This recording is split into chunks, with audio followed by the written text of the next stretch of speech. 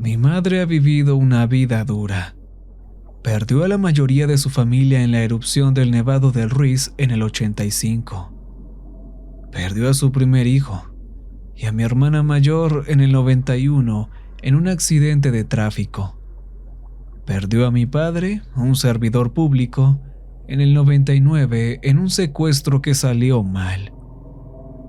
Yo tenía solo 2 años cuando él murió, así que todos mis recuerdos de él están en fotos descoloridas en marcos frágiles. Pero mi madre juró mantenerme a mí y a mi hermana menor fuera de problemas. Juró que tendríamos una buena vida y que debíamos seguir mirando hacia adelante. Ella tenía un dicho que su abuela le solía decir, algo que rara vez se escucha fuera de las pequeñas comunidades rurales. No sé, tal vez es solo nuestra familia la que sigue diciéndolo. El dicho dice: nadie regresa del jaguar. Es un modismo que significa lo que se fue, se fue. Significa que tienes que dejar ir y alejarte de lo que ya pasó. Crecí en una pequeña comunidad al sureste de Bogotá. Vivíamos en una casa de ladrillos pintada de verde, con manchas negras en forma de diamantes a lo largo de las escaleras. Si pasabas por allí, fácilmente podías ver dónde vivíamos. Mamá era la gerente en una empresa de camiones, gestionando horarios, pagos y programación. Era un buen trabajo, y ella siempre nos recordaba lo afortunados que éramos. Había solo un par de cientos de personas en esa comunidad, pero era tranquila, y estábamos lo suficientemente cerca de la ciudad grande como para tener la mayoría de los servicios modernos, si podíamos pagarlos. Considerando todo, no teníamos mucho, pero éramos felices allí. Yo ayudaba a mi vecina a manejar un puesto de frutas en la carretera hacia el norte. Los esposos cansados, regresando del trabajo, se detenían a comprar fruta. Si eras lo suficientemente amable, te dejaban una propina. Cuando mi hermana menor, Viviana, tenía 15 años, ayudaba en una peluquería al norte. No le pagaban mucho, pero le daba lo suficiente para probar un poco de independencia. Era muy buena en eso. De hecho, solía ayudar a las chicas más jóvenes que llegaban a teñirse el cabello. ¿Alguna vez has visto esos tintes de arcoíris que están de moda en TikTok? Pues ella los hacía años antes. Y a lo largo de todo eso, mamá nos mantenía fuera de problemas. Nuestra comunidad evitaba los conflictos y nosotros manteníamos un perfil bajo. Éramos solo un lugar por donde pasabas de camino a algo importante. Nadie se detenía donde vivíamos. Nos servía bien. Pero en el otoño de 2016, Viviana desapareció. Mi mamá había sido cuidadosa. Teníamos un software de rastreo en nuestros teléfonos y nos comunicábamos una vez al día siempre que estábamos fuera de casa. Pero a pesar de todo, Viviana desapareció. El último rastreo de su teléfono la mostró dirigiéndose al este, fuera de Bogotá. Y luego, nada. Hice todo lo que pude. Pregunté a todos. Puse carteles. Pregunté a las autoridades y llamaba a la policía todos los días. Pero se había ido. Mi madre lloró durante meses. No creo que haya dejado de hacerlo. Se dormía llorando y hablaba con el sacerdote todos los días, pero no me ayudaba a buscarla, ni preguntaba nada. Cada vez que le pedía ayuda, repetía ese principio fundamental de su creencia: nadie regresa del jaguar. Para ella, Viviana se había ido, y con ella toda la esperanza. Como hijo único sentí mucha presión. Obtuve mi educación formal en desarrollo de sistemas e hice una pasantía en una gran empresa de telecomunicaciones en el este de Medellín, donde eventualmente me mudé. Mi mamá no quiso ir, se quedó en su casa. Le enviaba dinero de mi sueldo cada mes y hablábamos todas las semanas. Aún vive allí. Creo que ahora maneja la empresa de camiones. Tuve años para lidiar con la pérdida de Viviana, pero fue difícil. Siempre enciendo una vela en su cumpleaños y la tengo en mis oraciones. Mi madre lo superó mucho mejor que yo. Ella podía hablar de Viviana abiertamente. Pero yo nunca pude superar la forma en que ella hablaba de mi hermana en tiempo pasado. Para mí, no saber qué le pasó significaba que nunca podríamos saber con certeza si se fue. Escuchar a mi madre hablar de ella como si estuviera muerta me molestaba. Eso fue hasta finales de octubre de 2023. Nos llamaron a una reunión temprano en la mañana. Trabajo en un equipo de 6 personas, principalmente en solución de problemas y monitoreo de cortes de telecomunicaciones. Coordinamos los equipos de servicio para asegurarnos de que las zonas de mayor población tengan la mejor cobertura. Mi jefe nos mostró un mapa de la región sureste de nuestros servicios. Allí había mucha selva, pero aún teníamos algunos puntos de cobertura.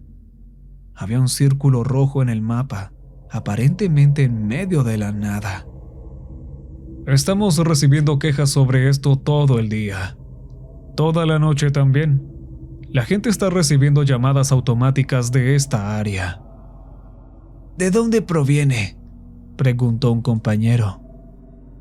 Están usando números falsificados. No estamos seguros de qué está pasando, pero no puede ser algo bueno. ¿Están haciendo algún tipo de estafa? Mi jefe se encogió de hombros. Sabía tan poco como nosotros. Nos pusimos a trabajar y un par de cosas no encajaban. Efectivamente, se estaban haciendo llamadas, pero nunca decían nada ni vendían nada. No había nadie al otro lado de la línea. Todas las llamadas provenían de una zona general, pero no de la misma fuente. Era como si hubiera cientos de teléfonos en una zona concentrada. También parecían moverse. Las fuentes se desplazaban hacia el suroeste. No pasó mucho tiempo antes de que notáramos una tendencia preocupante. Los números que se usaban no eran simples cabinas telefónicas de un solo uso, sino cuentas viejas y registradas que seguían en nuestros sistemas. Trabajamos horas extra, tratando de tapar los agujeros y de proporcionar a las autoridades la información que necesitaban para hacer arrestos, pero estaba resultando más difícil de lo que habíamos anticipado. No solo no había una sola fuente a la que apuntar, sino que se movían constantemente, y aún no teníamos idea de qué estaba pasando. Pero las cosas tomaron un giro. Los números que se usaban pertenecían a personas que habían desaparecido en los últimos 10 años. Era como si hubieran vuelto a la vida. Tenía que haber alguna estafa involucrada, pero no podíamos entender qué ni cómo. No teníamos idea de cómo consiguieron tantos teléfonos y cuentas, y aún no se estaba vendiendo nada. No pude evitar hacerme una pregunta dolorosa. No quería una respuesta, pero tenía que buscarla de todos modos. Resulta que el número de Viviana había sido localizado en esa zona. Tenía que hacer algo. Mi hermana tenía una aplicación para localizar su teléfono, instalada por mi madre. Era una cosa que recibía un rastreo de su teléfono o su número, pero si podía obtener su ubicación de la app, eso significaba que no solo era alguien suplantando su número, era su número de teléfono real.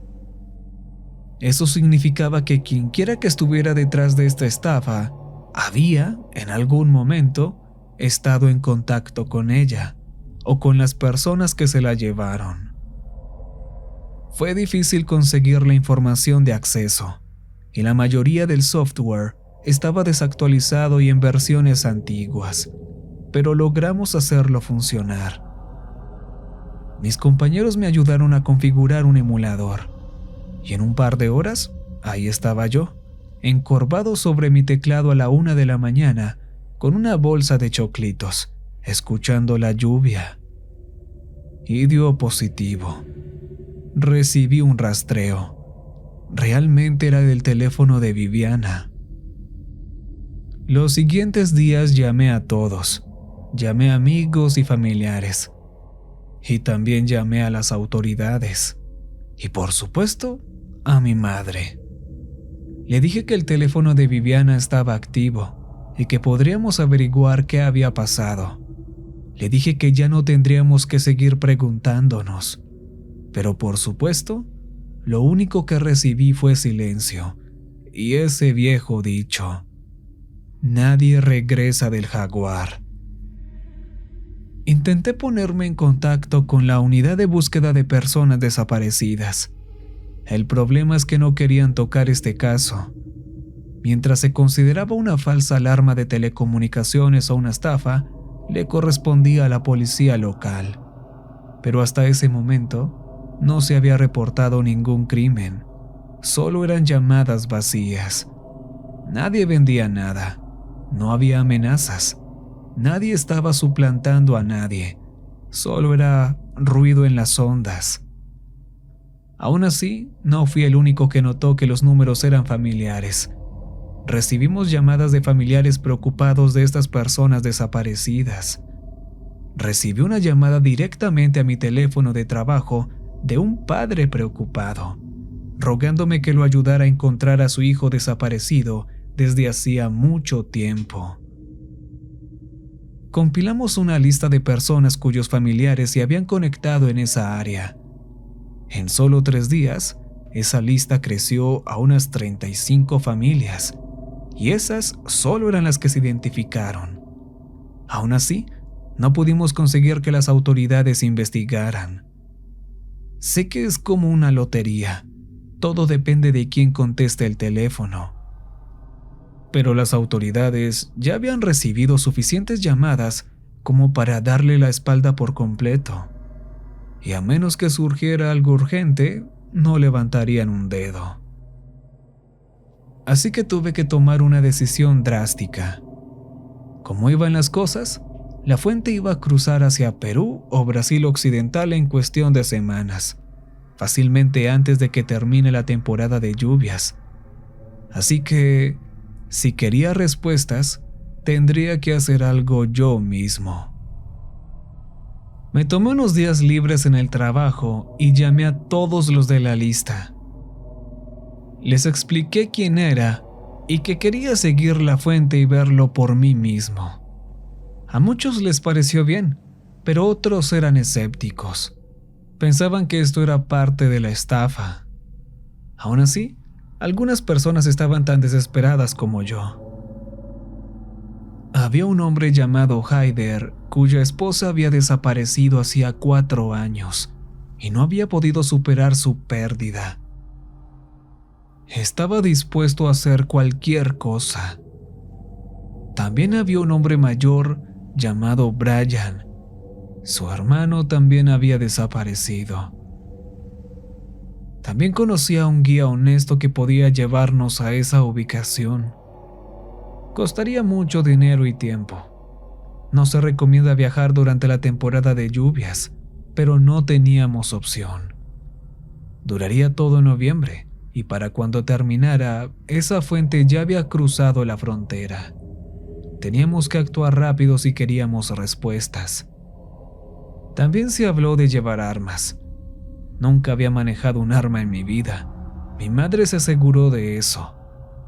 Haider no hablaba mucho al respecto, pero parecía tener algo de experiencia en combate real. También tenía algunas armas guardadas. Llevó 2 pistolas. Después de unos días de preparación, Los tres nos encontramos al sur de Bogotá. Brian había conseguido un vehículo todoterreno adecuado. Haider llevó armas, comida y agua. Yo traje equipo de rastreo y GPS. Brian tenía casi 50 años, pero no lo parecía. Tenía una apariencia juvenil. Lo único que lo delataba era su mirada perdida en el horizonte y una docena de cabellos grises en su barbilla. Haider era solo un par de años mayor que yo. Tenía el pelo largo y salvaje, y unas gafas gruesas que parecían lentes de telescopio. Era un poco más alto que yo, pero delgado como un palo. Podría ser fácilmente confundido con un geek, pero probablemente era él el que tenía el pasado más violento. Pudimos acercarnos bastante a la fuente con un viaje de 12 horas. No creo que mucha gente entienda lo grande que es el campo colombiano, y nosotros íbamos a un sitio específico. No podíamos simplemente perseguir el objetivo, teníamos que adelantarnos, así que seguimos mis cálculos. No voy a aburrirte con el viaje en sí. Ofrecimos turnar la conducción, pero Brian no lo permitió. Era su auto, su música y su responsabilidad llevarnos allí. Y no aceptaba otra cosa. Yo terminé charlando con Haider la mayor parte del tiempo. Me habló de su esposa Luciana y de lo genial que era, de cómo no había dejado de buscarla después de todos esos años. Las estrellas no desaparecen del cielo, solo hay nubes en el camino. Se le veía un poco emocionado. Esta era la respuesta de su oración, y el hecho de que yo lo hubiera contactado era un regalo. Aunque ella estuviera muerta, al menos tendría respuestas. Mientras más al sur te vas, más grandes se hacen los baches. Tienes que estar listo para cualquier cosa. Los caminos se transforman en un lodazal. Puedes perder algunos tornillos y tuercas en el camino, pero la ayuda nunca está lejos. Aún no he visto a los campesinos darle la espalda a un auto descompuesto, pero esta vez tuvimos suerte. Llegamos al final del camino y estacionamos en un claro. Nuestro guía ya estaba allí, un hombre llamado Andrés. Por lo general trabajaba con turistas, lo cual podías notar por la forma en que hablaba. De vez en cuando soltaba alguna palabra en inglés, para hacer énfasis. Era más joven que yo, lleno de energía y no parecía más que emocionado. Creo que estaba dando un poco de show. La mayoría de eso desapareció en una hora. Así que nos adentramos en la jungla. Estábamos dentro del cronograma y listos para interceptar la fuente de la señal en unas 18 a 26 horas, dependiendo del clima. Cuando la gente piensa en la jungla, imagina exploradores con sombreros color arena, cortando arbustos y árboles pequeños con machetes. La vida real es muy diferente. Ahora no tenía mucha experiencia en ese entorno, pero sabía qué hacer y qué no. Había caminos que seguir y cosas que observar. No necesitas sacar el machete para todo. Todo depende de quién vaya al frente. Y con Andrés tomando la delantera, estábamos en buenas manos. A pesar de estar vestidos para la lluvia, todo se moja. Te entra agua en las botas, así que los pies empiezan a ampollarse. La lluvia te hace sudar y el sudor te entra en los ojos, picándote con la sal. Claro, habrá menos insectos, pero aún estarán ahí. La mayoría de los senderos que seguimos eran de agricultores ilegales que ocuparon partes de la jungla en los años 80 y 90, pero la mayoría de los antiguos campamentos estaban abandonados y cubiertos de maleza. Aún así, encontrábamos pequeños espacios donde podíamos descansar o montar campamentos por la noche. Nos detuvimos a descansar por la noche en uno de los campamentos. Montamos las tiendas y comimos comida enlatada. Andrés había comprado algo en el camino, pero no tenía mucha confianza en él para comer lo que ofrecía. No quieres enfermarte en medio de la nada. Afortunadamente, yo tenía una buena tienda, no las baratas. No tenía que preocuparme por las hormigas o los mosquitos. Aún así, la lluvia siguió toda la noche. Era ensordecedora. Acostado allí, cargué mi equipo de rastreo y, como esperaba, estábamos dentro del cronograma. Incluso ahora, la fuente seguía moviéndose. A todas horas del día, seguían moviéndose, y a una hora, de alguna manera, seguían haciendo llamadas. ¿Cómo podían hacerlo a una escala tan grande? Me quedé dormido y desperté durante la noche, imaginando ruidos afuera. Me imaginé ojos en la oscuridad, pensando qué hacer conmigo. La naturaleza estaba a solo un brazo de distancia. Podría ser cualquier cosa. Aunque los jaguares ya no sean una amenaza como lo eran antes, eso no hacía que las palabras de mi madre fueran menos ciertas, en cierto sentido. Nadie regresa del jaguar. A la mañana siguiente me dolían los músculos. Caminar por un camino pavimentado es una cosa, pero seguir antiguos senderos pone a prueba cada parte de tu cuerpo. Aún así, teníamos que seguir adelante si queríamos llegar a tiempo. Al revisar el rastreador, vimos que la fuente había estado en movimiento toda la noche. Si manteníamos un buen ritmo, los encontraríamos ya entrada la noche o temprano a la mañana siguiente. Tuvimos un par de horas, así que las aprovechamos al máximo. Comimos mientras caminábamos y mantuvimos la cabeza agachada. Nada de charlas. Andrés se detenía para hacer un par de videos, pero con el precio que pagamos por él, lo dejamos hacer lo que quisiera. Aún así, mantenía un buen ritmo, aunque no podía borrar esa estúpida sonrisa de su rostro. El hombre estaba obsesionado con su teléfono y siempre lo tenía encendido. Vi un par de cosas que insinuaban la historia del camino: cajas de madera cubiertas de maleza, un par de barriles plásticos y, en un momento, un jeep. Creo que era un vehículo del gobierno. Lo habían despojado de los asientos y las ruedas, y no tenía matrícula. No tenía ninguna característica identificable. Probablemente había quedado allí varado hacía más de una década y se había convertido en el hogar de una araña del tamaño de mi mano. Noté un par de cosas extrañas, como un cargador de laptop en el asiento del pasajero. Andrés tomó un par de buenas fotos de eso. ¿Militar?, preguntó Brian. No, corporativo, respondió Haider. ¿Cómo lo sabes? Está demasiado bien hecho. Eso hizo reír a Andrés. Por la tarde, la lluvia volvió. Seguimos un pequeño río para salir de la vegetación. Andrés nos cortó un poco de palmito para un refrigerio. Podía notar que todos estaban emocionados por ver qué nos esperaba al final del camino. Haider apenas podía mantener la boca cerrada, y Brian parecía cada vez más gruñón.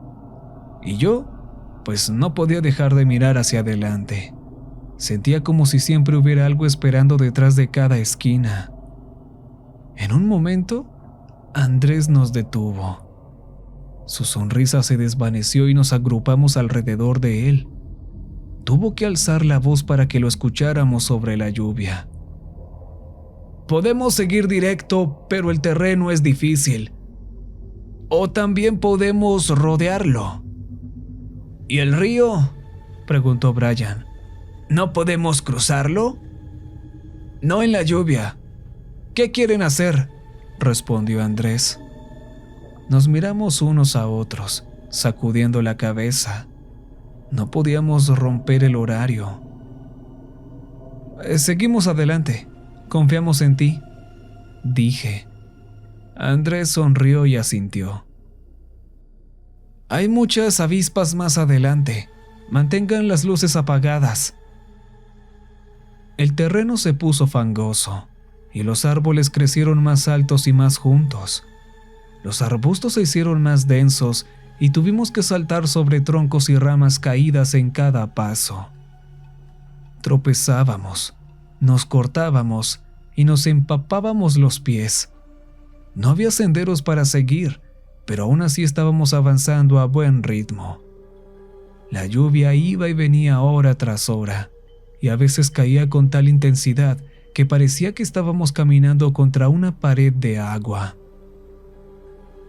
También se oscurece muy rápido, demasiado. Es difícil explicar lo oscuro que se pone, pero teníamos que seguir adelante, mantener las luces al mínimo. Hay avispas amarillas de papel que van directo a la luz y terminan picándote en la cara, pero las pocas que vi tenían un tono rojizo intenso. Andrés no dijo mucho sobre ellas. Con las luces apagadas nos dejaron en paz. Al final del día estábamos miserables. La fuente había ganado velocidad y se estaba alejando poco a poco. Si no queríamos encontrarnos con ellos en medio de la noche, teníamos que acampar de nuevo. Si lo hacíamos, podríamos llegar antes del almuerzo al día siguiente. Montamos el campamento nuevamente y comimos en silencio.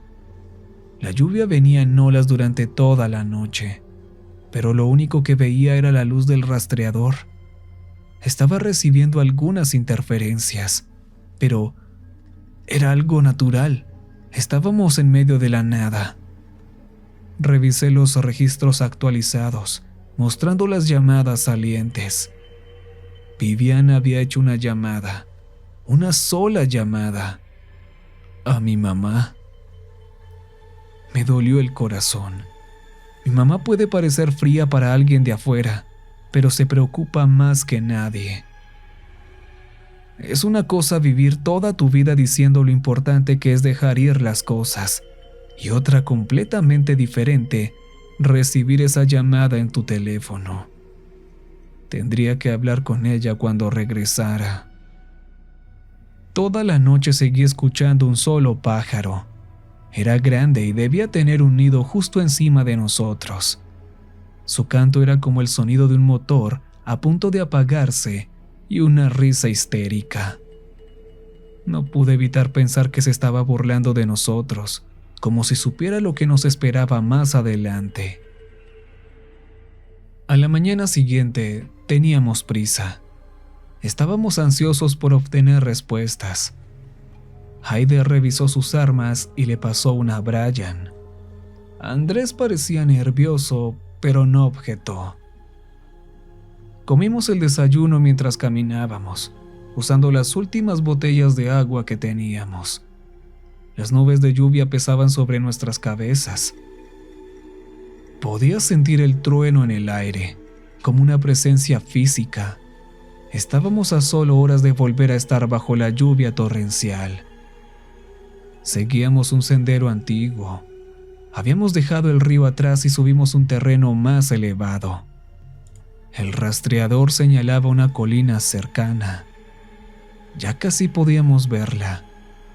Empezaba a calar en mí que esto era real. Alguien allí tenía que saber algo, y finalmente obtendríamos respuestas. Pero me preocupaba hasta dónde estarían dispuestos a llegar Haider y Brian para obtenerlas. Parecían personas agradables, pero no sabes realmente cómo son hasta que las ves bajo presión. Así que hicimos nuestro último esfuerzo subiendo la colina. Los árboles se abrían como si dieran paso. 2 horas después, estábamos justo en la curva. Había un camino en espiral subiendo por la colina. El rastreador se detuvo mostrando que nuestro objetivo ya no se movía. Haider se preparaba, escondiendo su pistola bajo su chaqueta de lluvia. Brian la metió en su cinturón. Andrés se había quedado un poco atrás, dándonos espacio para avanzar. No quería involucrarse.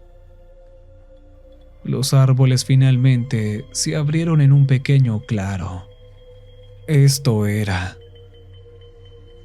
Claramente, alguien había estado allí recientemente. Había un gran generador de metal conectado a una especie de antena o torre móvil. Lo habían colocado en medio del claro para la mejor recepción. Tiene que volver por esto pronto. Este equipo es caro, murmuró Harder. ¿Sabes qué es?, pregunté. Creo que es un extensor de rango, para que las tropas mantengan comunicación en áreas remotas. Pero no está encendido, añadió Brian. El generador está apagado. Era extraño. Según mi rastreador, ese aparato estaba encendido.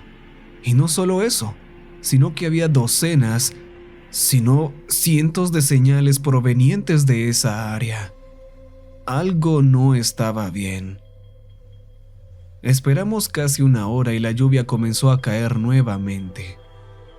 Observé más de cerca la electrónica. Miren, no soy un experto, pero un par de cosas no encajaban. Primero, el generador. No tenía combustible y no había conexión directa entre el generador y la antena. La antena medía unos 3 metros de altura, con 2 platos satelitales en la parte superior. Había 4 varillas de metal que la sostenían, con soportes de soldadura en cruz. Parecía hecha a mano, si se le puede llamar así, pero aún así profesional. Claramente se había construido, pero no podía adivinar con qué propósito. No había cables conectados a platos satelitales, no había energía corriendo a través de ellos. No lo entendía. Lo único que tenía algo de sentido era que no habían terminado de instalarlo. Pero si ese era el caso, ¿cómo podía seguir transmitiendo algo desde esa área? Brian estaba furioso. Daba vueltas por el claro buscando huellas. Haider caminaba de un lado a otro, mirándome en busca de respuestas. Andrés se quedó en el sendero, esperando ansioso para comenzar el regreso al vehículo. Ya sabíamos a dónde íbamos. No tardaría mucho. «¡Tiene que estar aquí!», gritó Brian. «No lo dejarían solo». «Tal vez estén escondidos. Tal vez nos vieron», gritó Haider. «Eso...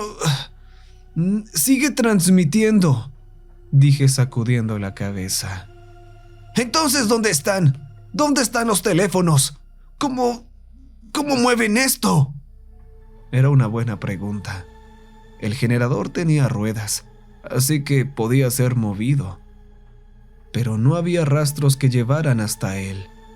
Era como si lo hubieran cargado hasta allí, lo cual debió haber sido un gran lío. Ese aparato fácilmente pesaba 150 o tal vez 160 libras, y eso sin contar la antena de 3 metros de altura. Pasamos un rato explorando el claro y todo lo que estaba cerca. Brian no encontró nada en particular, pero bueno, casi ni miraba. Estaba molesto y no hacía intento alguno de ocultarlo.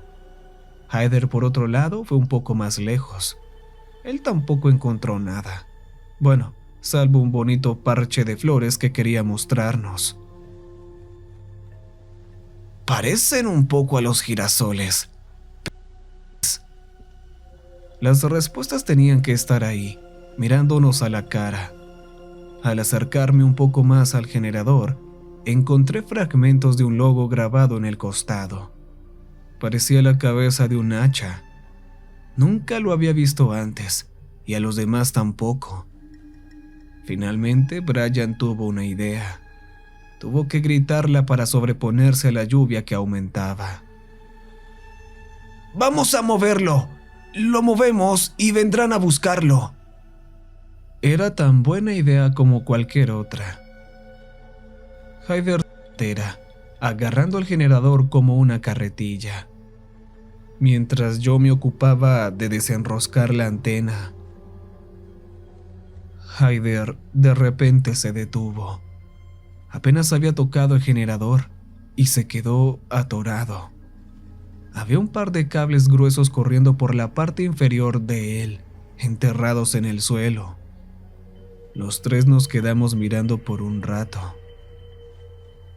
Hay algo ahí. Está enterrado. No traje palas, añadió Andrés. Nadie dijo que íbamos a cavar. No vamos a cavar, dijo Brian.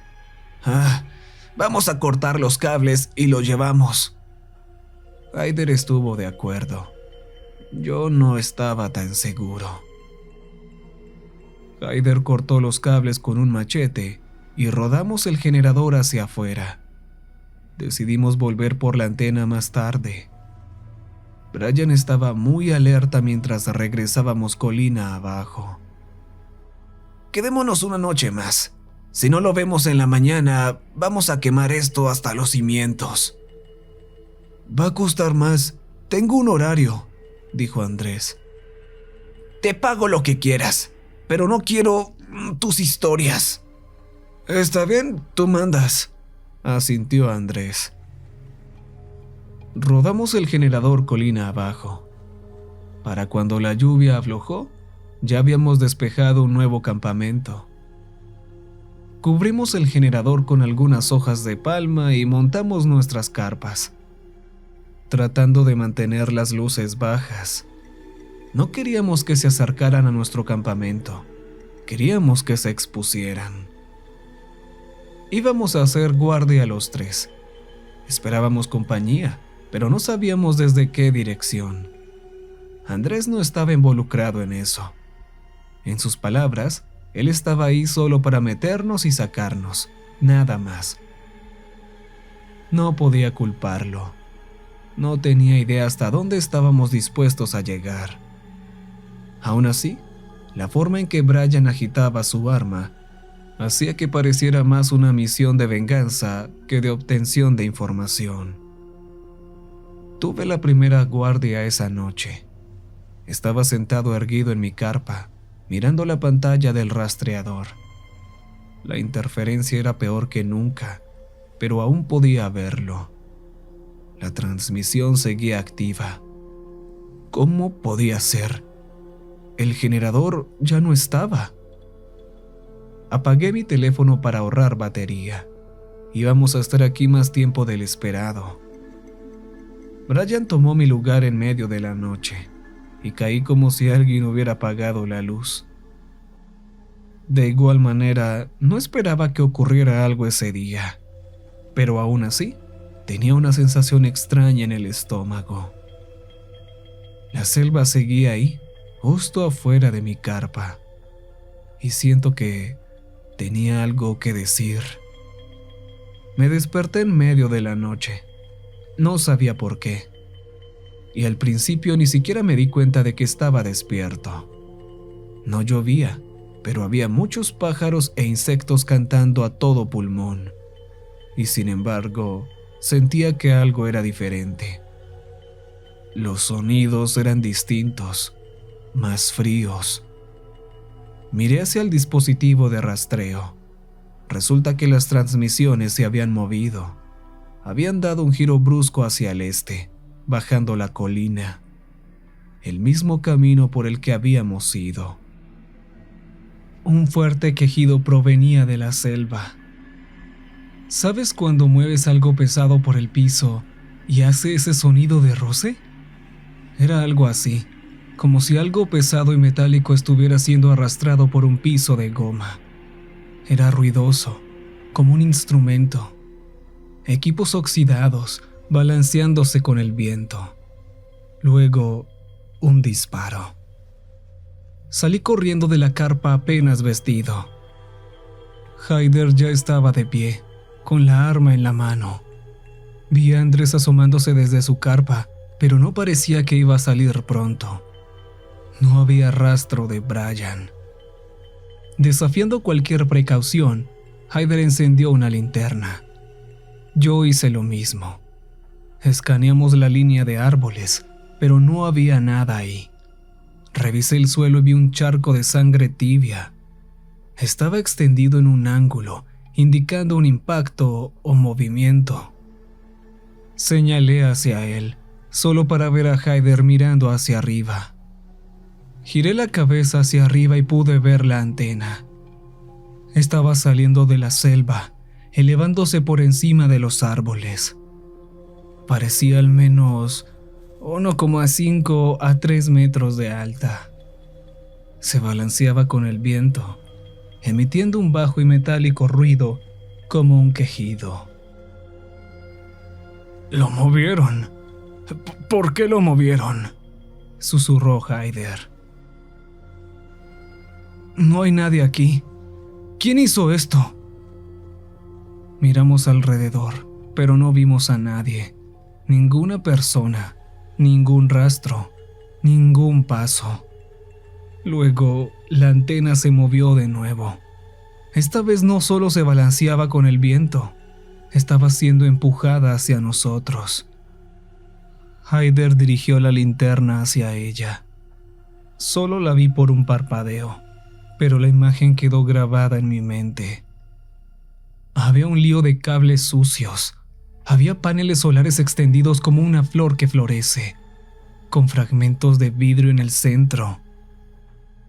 Cables de grado industrial enredados, formando una borla de arbusto.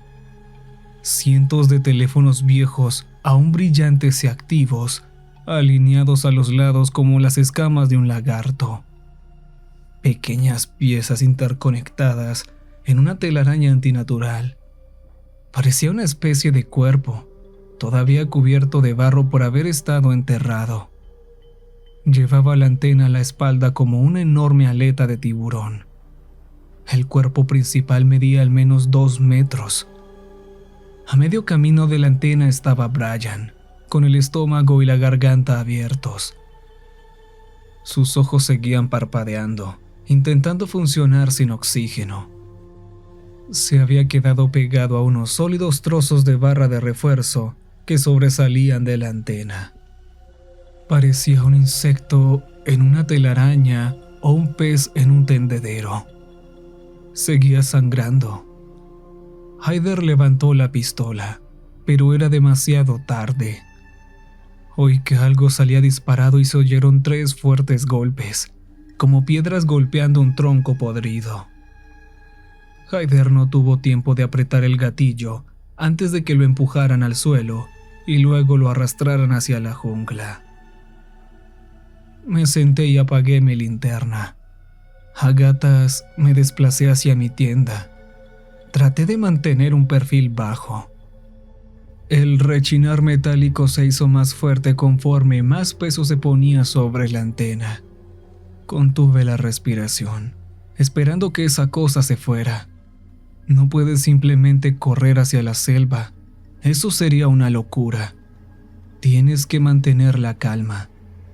No podía dejar que mi mamá perdiera a todos sus hijos. Tenía que quedarme en silencio y tener suerte. Hubo otro golpe de lluvia sobre mi tienda, pero no sonaba bien. Mirando hacia arriba todo estaba demasiado oscuro. Me tomó un par de segundos darme cuenta de que no era lluvia, sino sangre. Esa cosa se movía a través de nuestro campamento, pasando junto a mi tienda mientras se alejaba. Hubo un destello brillante de luz cuando un centenar, tal vez 1000, de teléfonos se encendieron todos a la vez. Una cacofonía de tonos de llamada retumbó como un rugido electrónico en el vientre, y mientras se apagaba, quedó un solo tono de llamada, el teléfono de Andrés. Lo había escuchado 1 o 2 veces desde que lo conocimos. Podía escucharlo quejarse mientras intentaba, desesperadamente a apagarlo. ¡No! ¡No! ¡Yo no tengo nada que ver con esto! ¡No tengo nada que...! Escuché. El plástico se hizo pedazos. Un largo grito de dolor primitivo subiendo cada vez más alto en el aire. Nunca olvidarás un sonido como ese. No es como en las películas o los juegos. A la gente no le importa cómo suenan cuando mueren. No es genial ni varonil. Es desesperado, es agudo, y cuando termina, no vuelve. Había sonidos procedentes de los teléfonos, voces confusas respondiendo llamadas al azar. Se estaban despertando, aturdidos y confusos, sin saber qué decir. «Hola, ¿cómo conseguiste el número de Candace?», dijo alguien. «¿Alejandro? ¿Pero cómo puedes...?» Decenas de otros, nombre tras nombre tras nombre, lágrimas, cólera, gritos y finalmente una voz que reconocería en cualquier parte. Mi madre. «¿Viviana? No puede ser tú.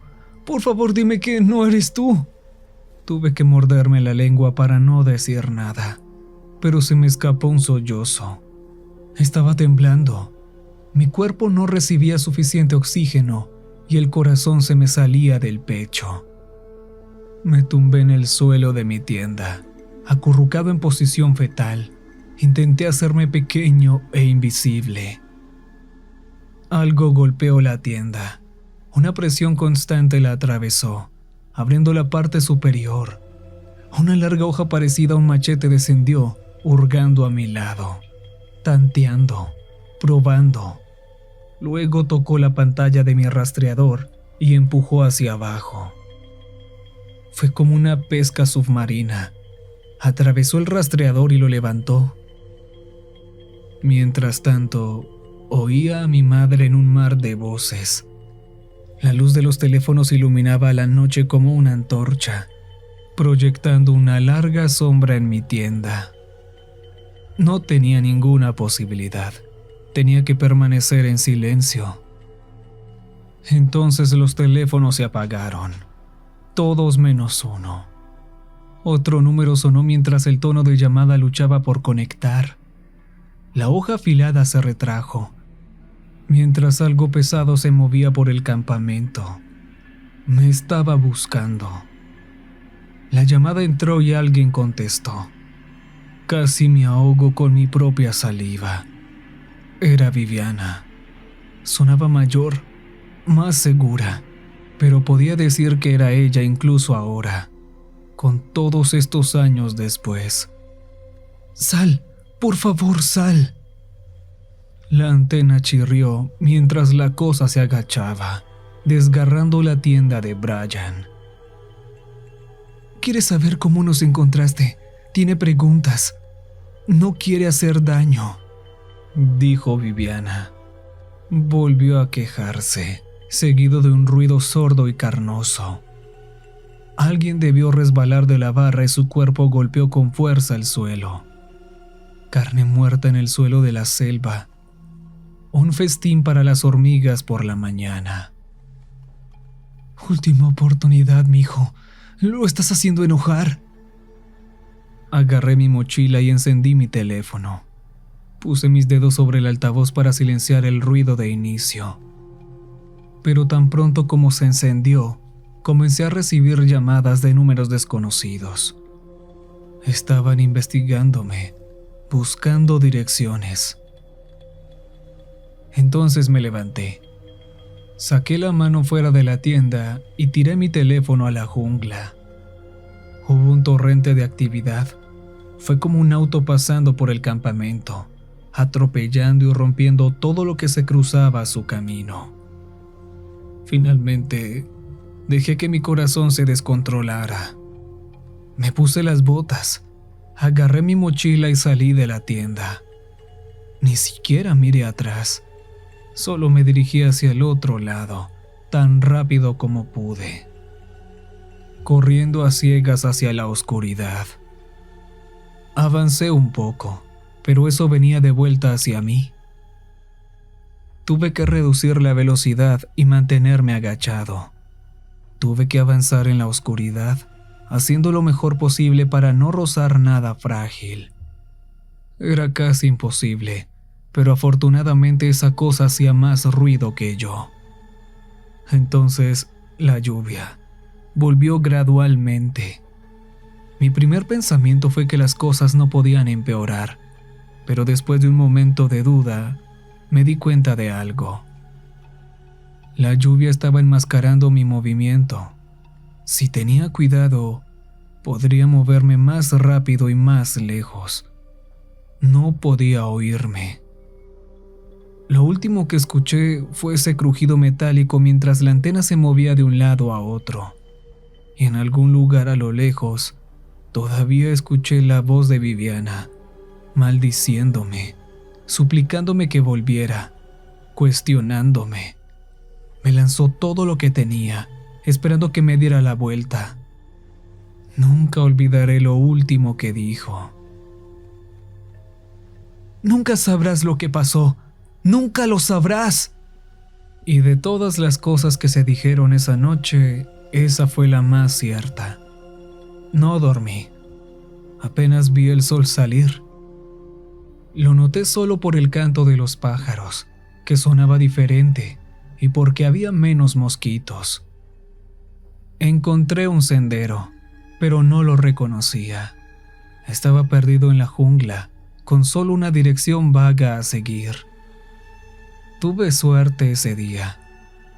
A media tarde, cerca de la hora de la cena, me encontré con un grupo de turistas liderados por un hombre que se parecía mucho a Andrés. Me derrumbé por completo. Apenas recuerdo lo que les dije, pero una cosa seguía regresando a mi mente. ¡No vayan a buscarlos! ¡No vayan a buscar, por favor! ¡No lo hagan! Tomé la mano del hombre, lo miré a los ojos y dije lo que me habían dicho tantas veces. Nadie regresa del jaguar. Nadie me hizo preguntas. Nadie fue a buscarlos. Hoy las llamadas siguen llegando. Todavía recibimos las señales en nuestros rastreadores, pero todos sabemos que no debemos ir a buscar. Tal vez algunos lo supieron desde el principio. Las personas que llaman a quejarse son trasladadas a una línea especial y luego las cortan. El número de Brian está en la lista ahora. Los de Haider y Andrés también. A veces me llama usando sus números, solo para ver dónde estoy. Un par de veces incluso habla. Usa sus voces. Vuelve, vuelve con nosotros. Pero yo volví a casa con mi mamá. La abracé y lloré. Cuando me preguntó dónde había estado, no tuve el valor de mentir. Fui a buscarla. Fui a verla. ¿Qué encontraste, hijo? Busqué en mi corazón la respuesta. Y estaba allí mismo. Estuvo allí todo el tiempo. Encontré al jaguar.